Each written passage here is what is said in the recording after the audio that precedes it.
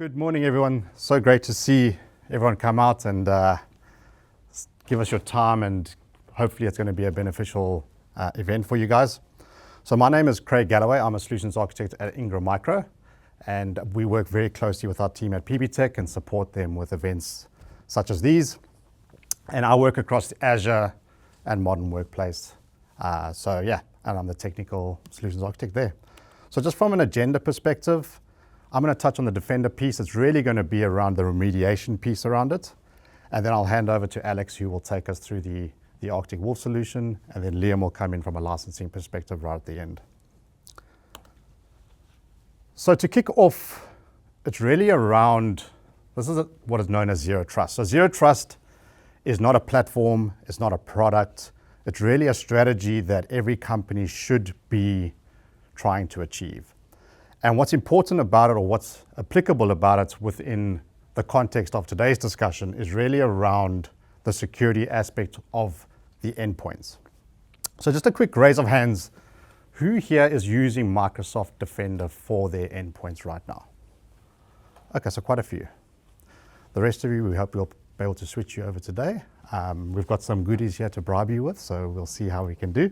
But it's great. I mean, we all have our own products that we're using, and it's great that we can be agnostic from a security, especially from a Zero Trust perspective.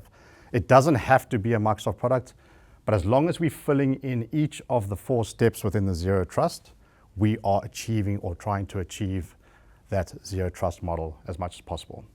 So from a Microsoft Defender perspective, that's sitting in that red block there, we have the capability across, call it 4 pillars. The first one, and I call it Protect Everything, and it's because the Microsoft Defender suite has so many different products, okay? So it has Defender for Endpoint or Business. It has Defender for Office 365, which is all of your mail and your web URL filtering, etc. It has Defender for Cloud Apps, which is all your shadow IT side of things. It has Defender for Identity, which is your on-prem identity. So Microsoft Defender suite is large, and we have the capability to cover our entire solution or entire stack from end to end. Now, number 2 is around the investigation piece. So if we look at our environments now, we have Defender for Endpoint deployed, or we have our third-party one deployed, and we move into an operational phase where we actually start looking at what are these alerts and how do we mitigate and remediate these alerts. And the main thing that we do there is we prioritize them. That's the first and foremost that we want to do. We manage them, so we either say that they are false positive and we create a certain action to make sure that we don't see these false positives anymore, or we investigate them manually and we have a look exactly what is happening and why this is happening within our organization. Now, it's a really important piece because we do have automation and we do have manual remediation. I'll take you guys through that a little bit in a second. We then move on to the enhancement. This is where we basically want to build that Zero Trust to as mature as we can possibly get it. So we want to keep enhancing the security posture that we have. And we can do things like integrating that into a security operating center or using managed services, which we'll touch on a bit now. And the last piece is really just that continuous improvement. It's not a set and forget tool or an approach, because it is an ever-changing landscape. We have to continuously improve that security through various remediations. So within Defender for Business and Defender for Endpoint, we have basically 4 remediation action types. The first one, which is new, it's been around for about 3 months now, 4 months, is called Automated Attack Disruption. What that does is it will take a whole lot of signals from Microsoft's large data lake. So all of the signals that people are providing the Microsoft Security Operating Center, those are all used to come to a verdict. And if that verdict is that this is an attack, Microsoft's tool automatically takes action against either that user or that device or both. So think about an example of ransomware. So ransomware comes through, we have an attack going on. The first thing we want to do is contain that. Now, if we as the security analyst or the security admin miss that, then we can get that spread that goes across our organization. What Microsoft's done is said, well, we've got these signals, and if we can accurately give a verdict of, yes, this is an active attack, then let's automate that containment of the device or that containment of the user. Now, what that does is it buys us time. So we're able to then say, okay, this has happened. Let's go and look and see what is happening within my organization. So that's where your security analyst will come in, or your admin center, or your third-party managed provider would come in and say, okay, one, it's happened. Now, how do we fix this and what happened?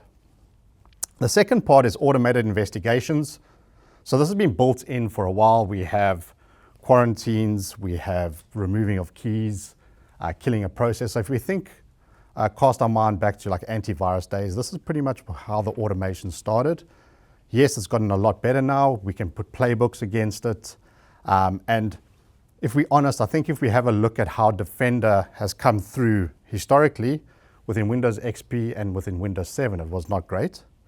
But it certainly has matured since Windows 8 and above because of the way that Microsoft has really revamped and rebuilt the entire Defender suite. So yeah, if you did use it in the early days, in XP and Windows 7 days, and you got a little bit despondent, I don't blame you, but it really has matured quite a lot since then. So if an automated investigation does not work, we then move into the manual investigation. And now this could be because it was flagged or the verdict wasn't malicious, maybe suspicious, and we have to do a manual response. And this is where we'll run an antivirus scan, we'll isolate the device, or we can add certain indicators to exclude that from a false positive. So this is not a one or the other. They certainly work where we can use both of them at the same time for the same incident. And then the live response at the bottom is where we are able to connect to those affected devices, remediate the problem, and then bring it back. And this is like isolating the device from the network, again, containing it, fixing it, and then releasing it back into the wild. So from how the verdicts work is really, there are three types of verdicts that the Defender for Endpoint or Defender for Business can come to. We've got malicious, and malicious will be either on the devices or on email content. So you can see over here and over here, where if the device is, the verdict is that it is guilty of being malicious, it will basically kick in the automated remediation. If it's not a verdict of malicious and it's suspicious, this is where it tags or gives us alert for someone to manually take that remediation.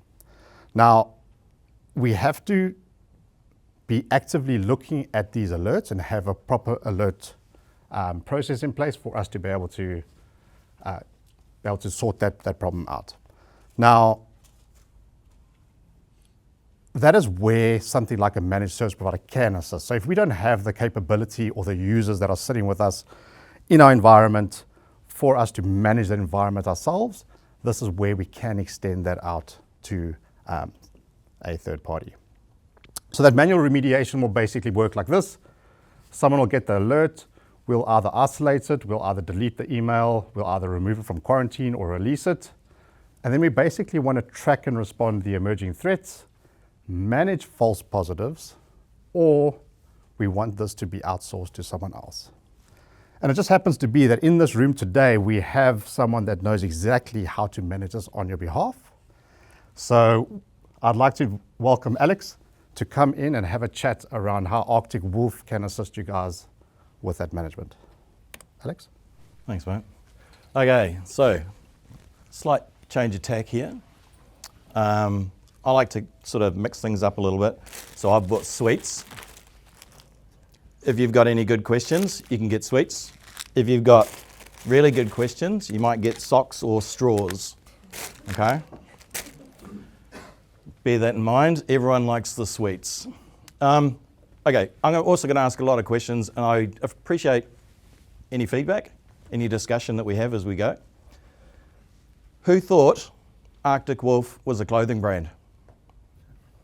Or, yeah, there's a few people I can see. Or a container provider with the wolf logo on it. Yeah, right.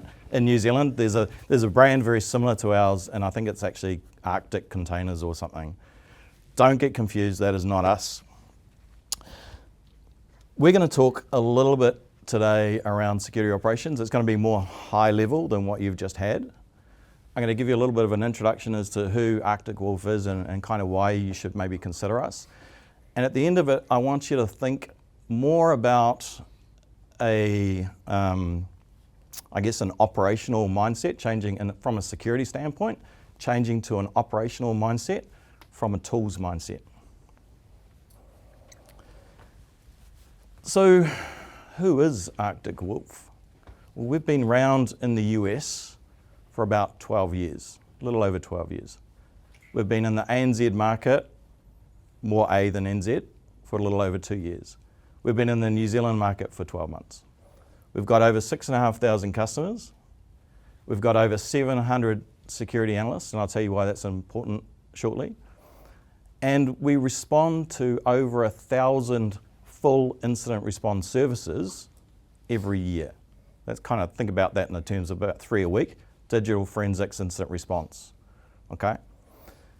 We have won some pretty good awards recently, and we are seen as a major disruptor in this industry.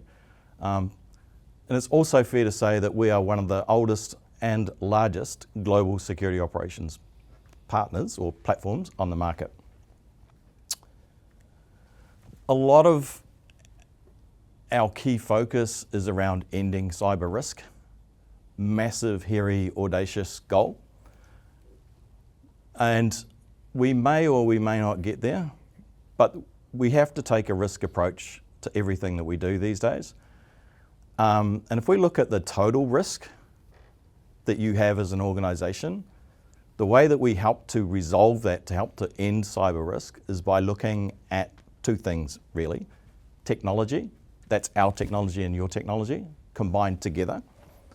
And people, again, that's our people working with your people. How many people here have got a large, extensive IT team with a security team involved as well? I don't see any hands. Oh, one. Okay. How many people in your security team? We've got third-party provider SecureWorks working with us. Okay. All right. Their team, plus global, and plus something. Right. So they augment you. They're there to help. Yeah. So, We work all work collectively on an incident if there is one. yeah. Awesome. And that's good, right? So, and that's what we need to do. We need to work collectively to resolve some of these issues. So in the event that something does happen, right? So that's going to mitigate about, the people in the technology is going to mitigate about 98% of that risk. In the event that something does happen, you need to look at risk transfer. Anyone here not have insurance? Cyber insurance, right? Most people should, yeah? No, oop, okay, right, we'll be talking to you later. So having cyber insurance is really important. It's a massive risk. A lot of organisations like Arctic Wolf, we're looking to how else we can augment that. So we have a risk transfer warranty that we can provide that you can use to offset some of that risk. And we're doing this at scale. So this is one of the most important things to think about is this is not easy to do.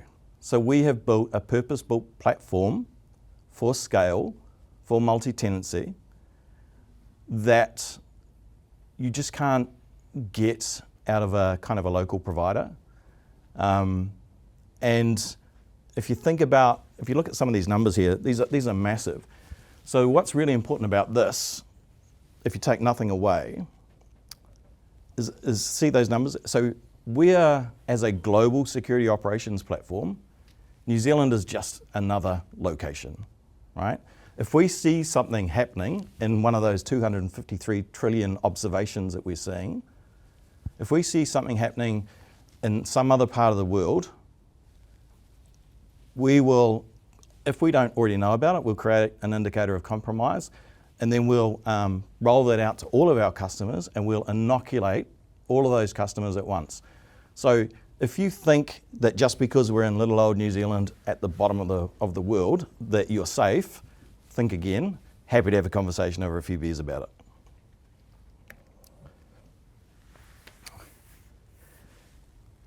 When you are considering your cyber risk, what's really important is to think about the security operations aspect of it. In order to get a full, I guess, improved security posture, your attack surface, you need to be thinking holistically about everything. Okay, more who questions. Organizations that are running some kind of a hybrid model, whether it's Microsoft Azure on-prem data services, IaaS, SaaS, anyone not running like a SaaS product or not running a kind of a cloud and hybrid sort of strategy. Yeah, very few. I like that idea though, but very, very few people these days. Most people are running, if you're running M365, you're running SaaS, right? If you're running, there's so many different SaaS services that people are subscribing to today. There is risk associated with all of that kind of stuff. The value of having a security operations platform that underpins all of that means that as you change tools, and again, this is moving from a tools mindset to a operational mindset. As you change tools, you want something that sits there and is keeping you going with a safe pair of hands, right? So we're collecting those telemetry services, those logs and everything, so that you can change tools. These tools are changing rapidly. Every 12 months, there's a new tool. Probably every 3 months, someone's created some new GPT version, and there is, last count, there was like 11 dark web GPT services that you can subscribe to. Okay, so there's lots and lots of new tools coming, and you will change them over time. So having that security operations platform that can underpin all of those services is really, really key. We have our own security operations cloud that we provide. There's a couple of key things to think about on this particular slide. It's an open XDR platform. What does open XDR platform mean? We are tools agnostic. We are also location agnostic. As I said, if you're running stuff in the cloud, or if you're running stuff on-prem, or if you've got a SaaS provider or an IaaS provider, we don't care. It doesn't have to be local for us.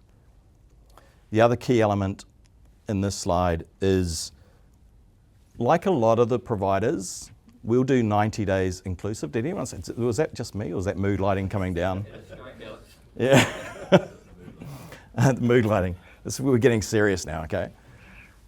So we provide 90 days of logs as part of the service, right? It's inclusive.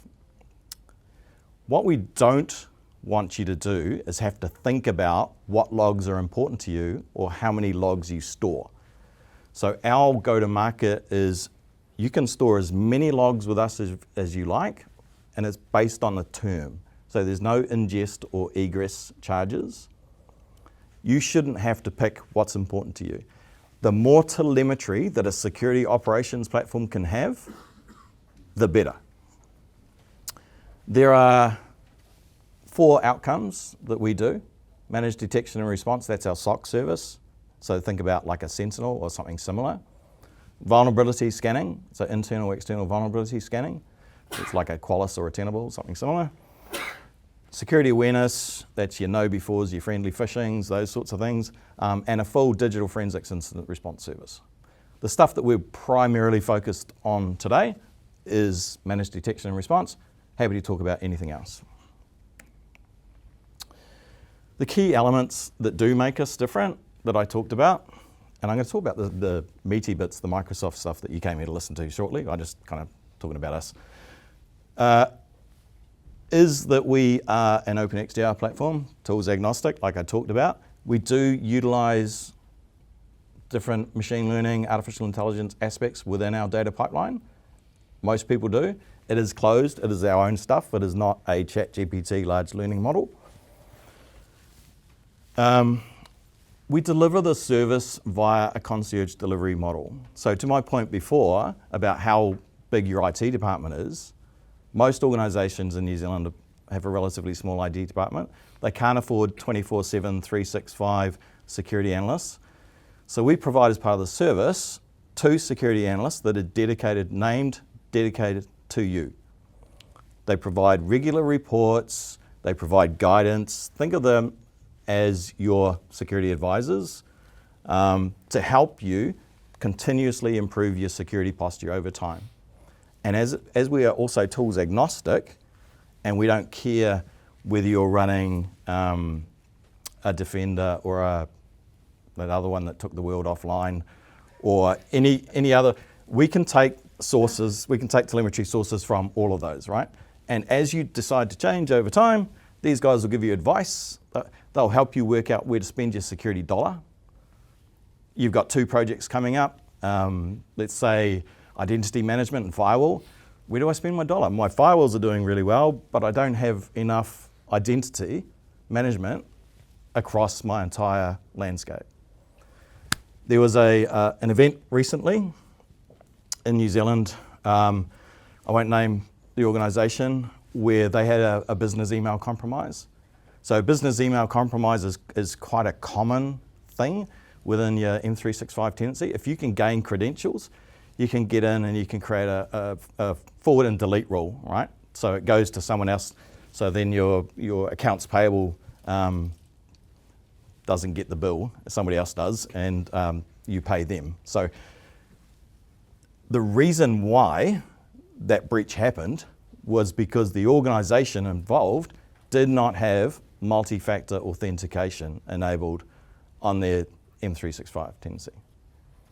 Okay. If that had been an Arctic Wolf customer, one of the first things that we would have picked up on is that your posture is not secured enough, and that you need to look at improving it by doing something like that. And the third, just as I touched on briefly, is the security journey. So the whole approach with the concierge team is you might have a compliance-based journey or a risk-based journey or just a security improvements-based journey that you are trying to take. You're at a certain maturity level. We're going to take you and we're going to improve that maturity over time so that at the end of the contract, or literally at the end of every year where we have a true-up, you've got evidence reporting. You can go back to your business or to your insurers to say that our security posture has improved. Okay, that's really, really important. If you want to reduce your premiums for your insurance policy, having those evidentiary reporting, a lot of the other sort of security operations providers, the local guys, they'll tell you at the end of the contract, we're great, we stopped you from being breached, we fixed 12 things, or we fixed whatever it was. And that's it. They've done nothing to improve your posture. If that's the case with us, we've failed. The other really important aspect of how we do things, like I talked about, is predictable pricing. So no ingest or egress charges. We simply look at number of users, number of servers, and number of internet egress points. That's it. Not how many endpoints you've got and all the rest of it. And then we'll true you up every 12 months or so. Microsoft, see, now I've told you I'd get to this bit, the reason you're here. Microsoft is probably one of our largest integration platforms. As one of the oldest and largest security operations platforms on the planet, we've been doing this a long time. We pick our battles, right? So who's important to us? Microsoft is super important to us. We support the Defender suite. We support their cloud stuff, their applications, their endpoints. We'll even take telemetry from Defender for AV. Okay? So the more telemetry that we have, the better the outcome for you, the user. Okay?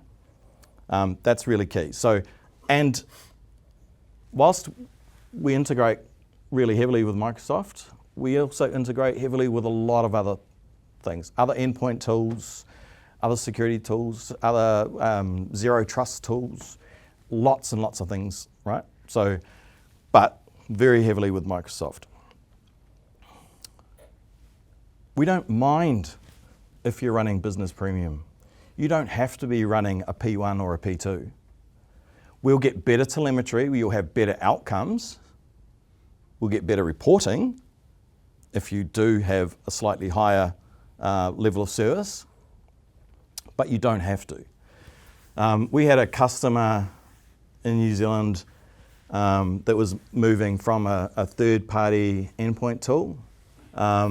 They were looking to move off. We talked to them in conjunction with the PB guys around what would it look like if we improved your Defender posture, the service that you're doing, the plan that you're running, and dropped your incumbent endpoint tool. The delta to the customer was a net savings of close to $40,000. Right? You don't have to Craig's point, you don't have to. Defender for endpoint is now more than good enough to replace most of those other third-party endpoint tools. And how many tools do you want to have in your kit bag anyway? More detections, more alerting. I won't go into this. I just thought it's a Microsoft slide, so we should Microsoft event. So we should talk about how integrated we are. It does. Yeah, you can read this yourself. So from an Azure standpoint, and most organisations in New Zealand that are running a hypercloud or hyperscale provider are using Microsoft, right? This is what I was talking about before. Just think about switching from a tools mindset to an operational mindset. Simplify and unify your security tech stack. More tools does not necessarily mean a better outcome for you. Simplify, having the best tools, the right tools, makes for a better outcome. Focus on the outcome and build resilience. Our goal, as I stated at the start, was around ending cyber risk. If you don't do it with Arctic Wolf, we'll have a discussion. But please make sure you're improving your security posture over time. Every little bit counts because the bad guys are not going to stop. So nobody asked any questions, but I think, here we go. Now he wants some socks. Yes. You mentioned that you guys align to security programs, right? Sorry, no, behind you. You got, sorry. Oh, because he talked to me before. Okay, I'll give you some sweets. Sorry. Now, you mentioned the security program, and you align to the security program of the company. Any particular frameworks or? Yeah, so there's a couple of things we can do there. Most people, well, a lot of people are kind of focusing on like Essential 8. That's a core framework across Australia and New Zealand. A lot of people have NIST as in the back of mind, stuff that they're adhering to, or an ISO journey. We have a couple of things that we can do around that. So we have a cyber resiliency assessment that has all of those different frameworks in it. It's a self-assessment as part of the MDR process, where you can essentially tick off the controls that you adhere to. So then you can take that to either your insurance provider or to your business, so you know exactly what your gaps are. And we can report against that as well to say where you are. So most organisations in New Zealand, if we're thinking about NIST, identify, protect, detect, respond, recover, and more recently NIST2 with Govern, right? Govern comes into play specifically around the whole SOC aspect, the governing of those controls and everything else. Identify, protect is what most people have today with the endpoints, their firewalls and identity. SOC also helps with detect and respond, although you can get certain elements of that with other endpoint tools and other things within the environment. But yeah, always in the back of the mind is those security frameworks. What do you like? Take them home to the kids. Anyone else? Did that make sense? Have you ever got sort of a build in Sentinel? You know, various multiple parts of the organisation feeding your Sentinel logs. Where does this fit? Yep, this would replace Sentinel. We've done some modelling. There are tiers to Sentinel that for the larger customers you might be on a 100 gig tier or whatever. We know from our basic modelling that the cost of something like that, you could replace that with the full service of what we're doing for a significantly reduction of what that outcome looks like. Even though Microsoft are now sort of pushing, Defender and Sentinel as one single pane of glass, that's kind of their latest piece. Yeah, correct. Yep, absolutely. So the Sentinel piece is still a variable pricing associated with it. It's a great product, right? So I'm not here to say Sentinel is not a good product. Sentinel is a good product that you need to think about. It is getting more closely aligned with Defender, and I'd probably need my good friend to come up and talk about more of that. But the reality is there's still variable pricing associated with it, and you pay, essentially you're thinking about ingress, egress, what's important to you as well. With our service, all of that goes away.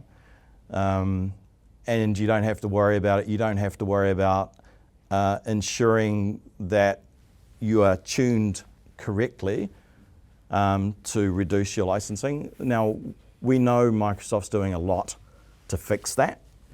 And now there's a button you can press to say, well, I understand, I'm not a Microsoft expert, right? But I understand that there's a button you can press to say, am I on the right plan to support my cost model? So they're actively working to resolve that, which is fabulous. Right now, you can literally switch all of your logs to us and that problem goes away. And just on that previous slide, there was a 90-day included log thing. That's, I guess, just a starting point. Yeah, so the way that works is 90 days is inclusive for free. And then you decide how long, what is important to you. Do you have a compliance requirement for 7 years worth of log retention? And you literally pay for the duration of the log retention, not for ingress, egress of those logs. Yeah, you'd be surprised though. You can actually, and most organisations in New Zealand, 90 days would be more than enough. The active dwell time for somebody sitting within your environment, you'll hear this from all of the storage vendors. I had 30 years in storage. They'll all tell you it's 212 days or 211 days or whatever it was. Somebody will get in there and they'll go east-west in your environment. They'll encrypt your backups, delete your backups, all that kind of stuff. That's changed. That changed a while ago. Average time now is 30-something hours. They'll get in, they'll work out what's important to you. They will look for what does your cyber insurance policy look like. They will look for what does your incident response profile look like. Who in your organisation is a decision maker? Who do I need to stalk on social media to go and work out where their kids go to school so that I can ensure that they will pay that ransom when I ask? And they will then encrypt you and go for it. Right? That whole 200 plus day dwell time is no longer in most cases. You're asking lots of questions. Incidents in the past, that's quite, cheers. If nothing else, they'll give you a discount on your next purchasing cycle. One of your slides, you had the warranty in there. What does that actually cover? What does that mean? Yeah, so there's certain elements. The warranty will actually cover most of those key things that you need. There's another aspect of it that insurance doesn't cover is what happens like below, like if you look at the iceberg visual, what happens below the waterline, and that's the warranty will cover things like business. What's the perception of your business and all that kind of stuff. It'll cover things like income loss, and it'll cover a bunch of other things. It also, you can put elements to the standard things that an insurance policy covers, remediation, incident response, and those sorts of things. But it covers a bunch of other things that are under the covers. I should know this more. Michael? Lots of goodwill. Yeah, lots of good. That's what I was kind of trying to get across. But brain fade. When we went dark, that's it. Other questions? Yes. Oh. You mentioned you'd have 2 security analysts assigned to you. Yes. Are they 2 security analysts that are working opposite hours, so like a 24 cycle, or are they at the same time? So, good question. Good question. Do you want some sweets? Sure. Yeah, okay. If I don't give them away, I've got to take them home to my children, or worse, I'll eat them myself. Thank you. So the 2 named security analysts, are you looking at me or are you looking at the sweets? The 2 named security analysts, they work on your time zone. So these guys for our region are based in Australia. They will work on our time zone. They are backed by, what did I say before? 700 plus security engineers. They are backed by a massive team. We have SOC and triage across the globe. So US, EMEA, and Australia. So they're backed by a global team. So if they need to offload because something is going on longer, typically the concierge model, there is a strategic and a tactical team. The strategic is part of the SOC. So they work with you to understand your posture, improve your security journey over time. The tactical team are the triage guys. So when something happens in your environment, off to the tactical team. They will, the way that the platform works is essentially nothing gets escalated to an event until it's been through a human. So AI doesn't make all of the decisions. We can support the stuff that Craig was talking about, the SOAR element, security automation and orchestration. We can take hosts offline, we can disable users and all of that kind of stuff automatically. But no decisions are made unless a human. You have to opt in to the SOAR service. But yeah, those 2 named security people will work with you on improving your journey, and they are backed by a global team. They also work, so I'm in a kind of restricted industry. We get periodic security audits and pen testing. Would they work well, once you get the results of your pen test, that to help improve your posture? Yeah, absolutely. So there's a couple of elements there. So from a pen test perspective, we have these, it's a funny acronym, it's called a SPIDER. It's a Security Posture In-Depth Review. We can do pre-pen test reviews and post-pen test reviews. We do not do pen tests, okay? The reason we do not do pen tests is because you do not want to check your own homework. If your SOC provider wants to sell you a pen test, that's a bad idea, okay? So yeah, that answer the question? Yep. So if you're compromised by ransomware, Yes. what would Arctic Wolf do for you? So there's a couple of things. So there's that's... You're obviously using the full suite, you've done everything, but now you've been owned, so yeah. Yeah, so we have, as part of the service, so there's multiple tiers, I guess, within that. We have a full digital forensics incident response service that you can subscribe to if you wish. You don't even need to be a customer to do that. You can hit the big red button on the website to say we've been owned, please come and help us.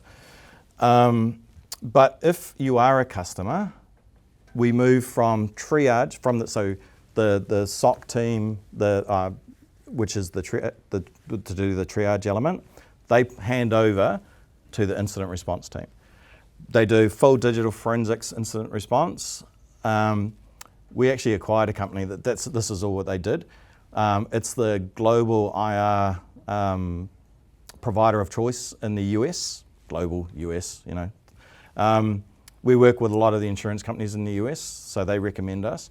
And they will do all of the threat actor negotiations for you. We typically get about an 82% reduction in fees. They will do the data recovery. They will do the forensics analysis.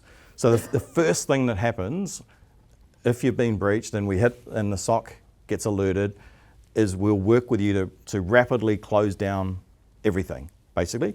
take the user offline, do an active response around what's happening. So that hits our triage level 3 immediately. They start engaging the other team, the strategic team, to help you start building what's going to happen next. And if you ask for it, if you subscribe to the service, it'll immediately go to the IR team. If you don't, you can ask for it to move to incident response if it gets to that point. Right. And it's part of the insurance transfer. So the insurance, potentially you were authorised by the insurance company just to go and do this work. Yeah, so that is an interesting point. Some of the insurers like to have their own IR teams.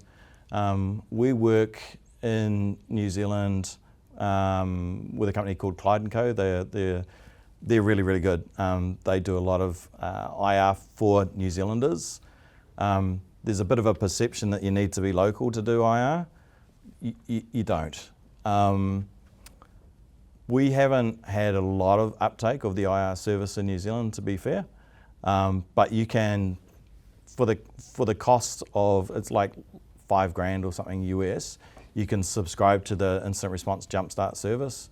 So basically we build an IR plan with you, we work with you to ensure that if something happens, you're good to go. What do you need? Sweets!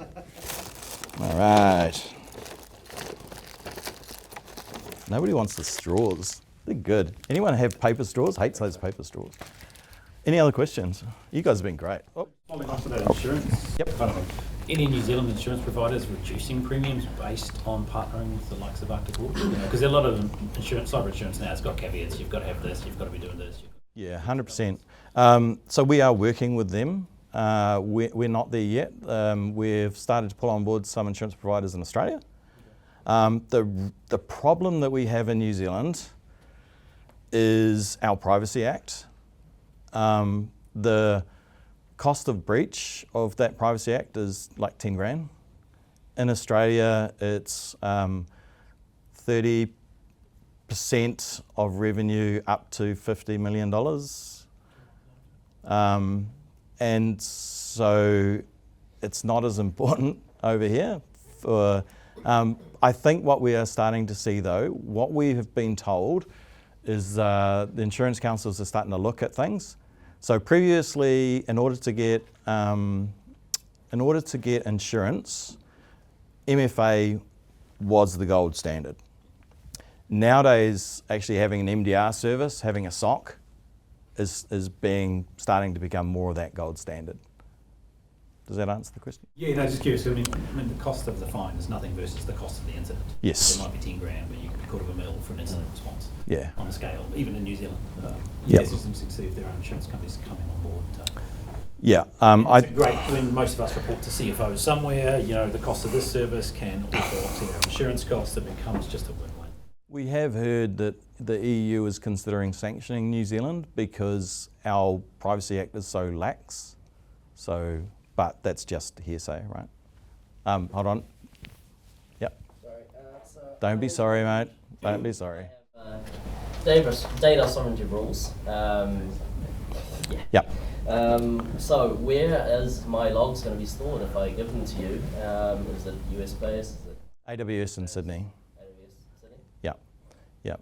So most organisations that we deal with, so data sovereignty historically has been a big issue.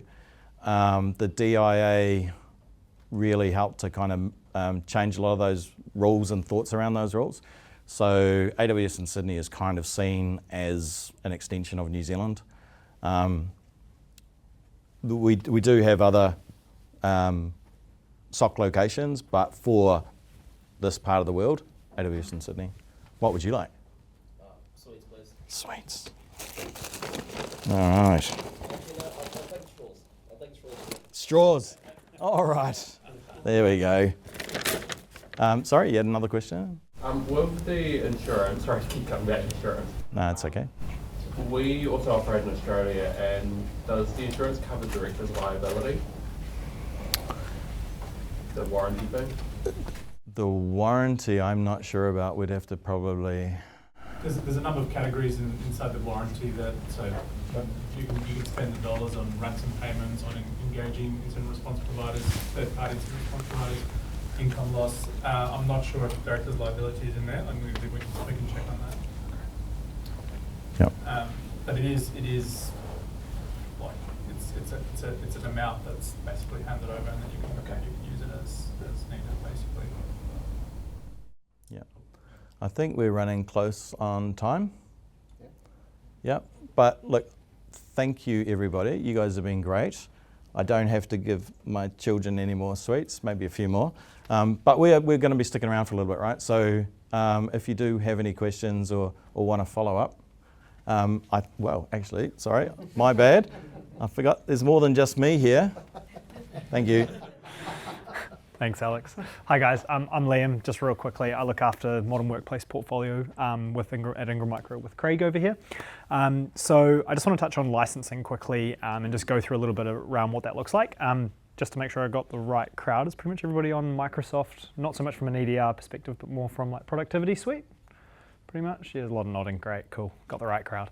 So with, obviously, again, awesome that Arctic Wolf has that agnostic approach to security, EDR, which I think is super important, obviously, as an MDR provider. And obviously, I think the Defender suite has kind of changed a lot in the last couple of years. Defender actually has what I think is a pretty good name nowadays.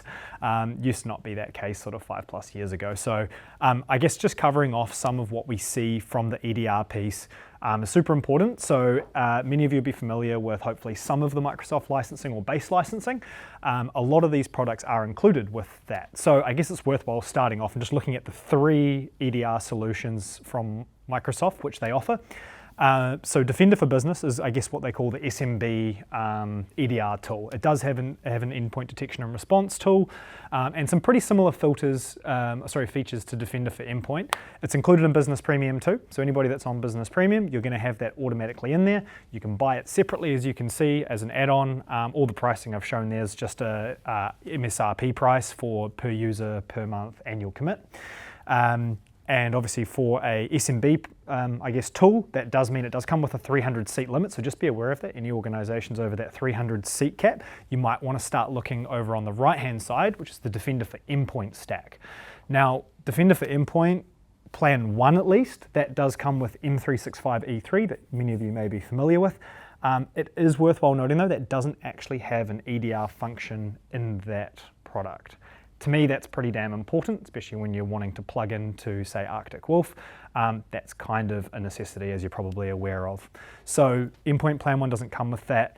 Same price as Defender for Business, as you can see. It is considered the enterprise solution in quotations, but the one you really want to be looking at is Defender for Endpoint Plan 2 when you start getting into the enterprise size organization. It has some comparable features around the EDR perspective. It is an actual EDR tool. Obviously, it's got a few more features that are a bit more exclusive. We'll just give you more data to feed to Arctic Wolf. It's included in M365 E5 for any of you that are on that plan.